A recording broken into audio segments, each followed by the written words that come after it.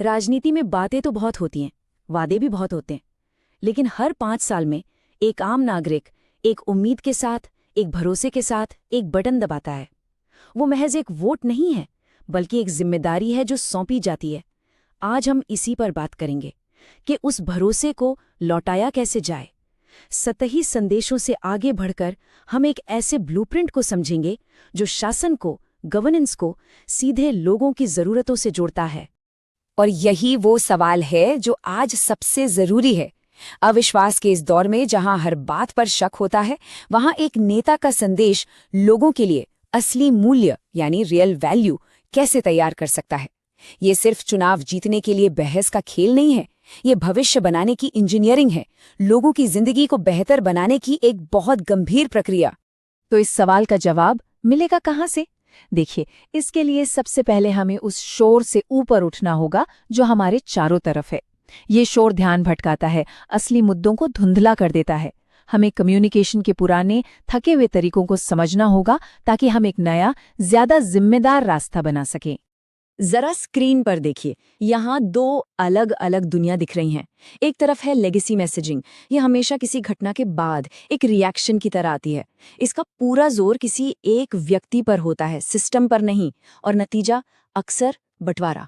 वहीं दूसरी तरफ है गवर्नेंस कम्युनिकेशन। ये प्रोएक्टिव है, यानी सक्रिय। ये समस्याओं के आने का इंतजार नहीं करता।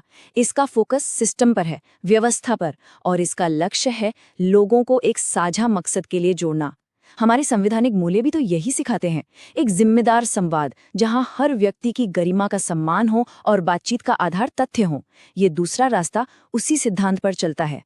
तो सवाल ये है कि इस पुराने शोर शराबे वाले तरीके से निकलकर एक शांत, सुलझे हुए रास्ते पर कैसे चला जाए?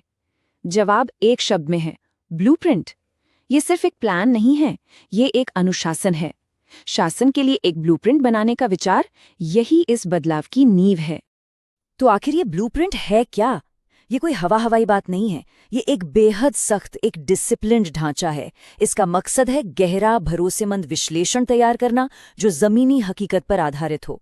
इसे आप एक पुल की तरह समझिए, एक ऐसा पुल जो एक नेता के इरादों को लोगों की असली जरूरतों, रोटी, कपड़ा, मकान, रोजगार, सम्मान से सीधे सीधे जोड़ता है। अब ये ब्लूप्रिंट सिर्फ एक अच्छा आइडिया नहीं है, ये टिका है विश्वास के 3 बहुत मजबूत स्तंभों पर। यही वो स्तंभ हैं जो इसे असरदार और भरोसेमंद बनाते हैं। चलिए इन तीनों को एक एक करके समझते हैं। पहला स्तंभ है द स्ट्रैटेजिस्ट्स वॉइस, यानी एक रणनीतिकार की आवाज। ये एक शांत, गंभीर और अधिकारपूर्ण आवाज है, यानी आंकड़ों के मामले में बिल्कुल सख्त, कोई समझौता नहीं। लेकिन जब बात लोगों की आती है, उनकी तकलीफों की आती है, तो उतनी ही नरमी और हमदर्दी। इसका पूरा ध्यान सिस्टम की खामियों को समझने पर होता है, किसी व्यक्ति पर कीचड़ उछालने पर नहीं। ये सम्मान और निष्पक्षता की बुनियाद पर खड़ी है। दूसरा स्तंभ है द कंटेंट फायरवॉल। इसका मतलब सेंसरशिप नहीं है, इसका मतलब है अनुशासन। एक ऐसी प्रैक्टिस जहां जानबूझकर मुश्किल शब्दों, जार्गन और भड़काने वाली भाषा से दूर रहा जाता है। क्यों? सीधी सी बात है, ताकि संदेश बिल्कुल साफ रहे, सीधा रहे और हर आम नागरिक तक बिना किसी कंफ्यूजन के पहुंचे। मकसद है मुद्दों पर ध्यान बनाए रखना, भावनाओं को भड़काना नहीं। और तीसरा और शायद सबसे महत्वपूर्ण स्तंभ, द सोर्स ट्रूथ लॉक। इसका एक ही नियम है, जमीनी हकीकत यानी प्राइमरी डेटा पर पूरी तरह टिके रहना। यहां मनगढ़ंत कहानियों की कोई जगह नहीं, सिर्फ और सिर्फ विश्लेषण। इस फ्रेमवर्क में इस्तेमाल होने वाला हर एक आंकड़ा, हर एक नंबर ऐसा होना चाहिए जिसकी पुष्टि की जा सके। यही तो भरोसे की जड़ है। तो जब ये तीनों स्तंभ मिलते हैं, रणनीतिकार की आवाज, कंटेंट फायरवॉल और सोर्स ट्रूथ लॉक, तो बनता क्या है? कोई खोखला नारा नहीं, बल्कि एक पूरी कहानी, एक पूरा नैरेटिव। चलिए देखते हैं कि ये संदेश कैसे गढ़ा जाता है। ये कहानी 6 चरणों में सामने आती है। सबसे पहले ग्राउंडिंग, यानी उस क्षेत्र की पहचान, उसका इतिहास और माहौल को समझना। फिर आता है कोर सिग्नल्स। हम उन 3 से 5 मुख्य डेटा पॉइंट्स को पकड़ते हैं जो वहां की असली तस्वीर दिखाते हैं। इसके बाद है कॉजल एनालिसिस, यानी कारण का विश्लेषण। हम ये पता लगाते हैं कि ये समस्याएं क्यों हो रही हैं, सिस्टम में इनकी जड़ें कहाँ हैं। चौथा है फोरेंसिक पैटर्न्स। हम ये देखते हैं कि क्या ऐसा पहले भी हुआ है, क्या इतिहास खुद को दोहरा रहा है? और फिर 5वां और सबसे जरूरी कदम, एक्शनेबल ब्लूप्रिंट। यहाँ हम समाधान के लिए एक साफ, नापने लायक योजना देते हैं। और आखिर में 6वां कदम है विजन। हम एक साफ चेतावनी देते हैं कि अगर कुछ नहीं बदला तो क्या होगा, और साथ ही आगे बढ़ने का एक स्पष्ट रास्ता भी दिखाते हैं। तो इस पूरी विस्तृत प्रक्रिया का अंतिम लक्ष्य क्या है?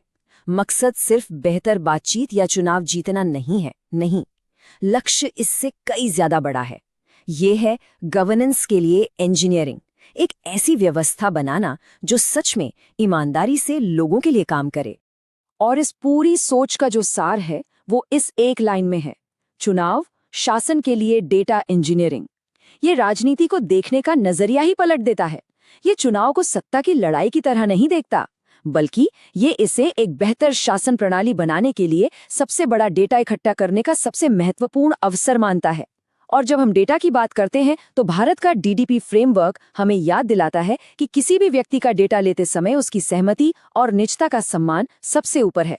ये सिद्धांत भी उसी सम्मान पर आधारित है। तो अंत में बात बस इतनी सी है, इस नजरिए का लक्ष्य किसी बहस को जीतना नहीं है। लक्ष्य है एक निर्वाचन क्षेत्र का, एक राज्य का, एक देश का भविष्य बनाना। ये ब्लूप्रिंट सिर्फ स्ट्रैटेजी नहीं है, ये एक फिलॉसफी है। एक ऐसी फिलॉसफी जो राजनीति के केंद्र में लोगों की सेवा को रखती है। If you want to become a people-centric leader and uplift your constituency, get in touch with blueprintstrategies.ai at mgr@blueprintstrategies.ai or call 08042041602. Purpose Beyond Politics.